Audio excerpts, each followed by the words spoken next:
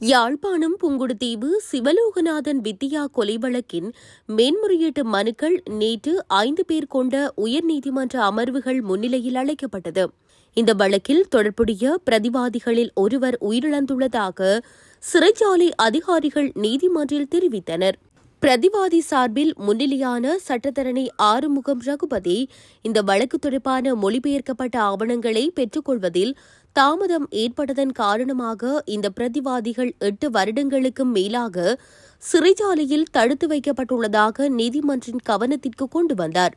இதன்போது இந்த வழக்கு தொடர்பான மொழிபெயர்க்கப்பட்ட ஆவணங்களை உடனடியாக வழங்க நடவடிக்கை எடுப்பதாக பிரதிமன்றாடியர் நாயகம் ஆயிஷா ஜினசேன தெரிவித்தார்.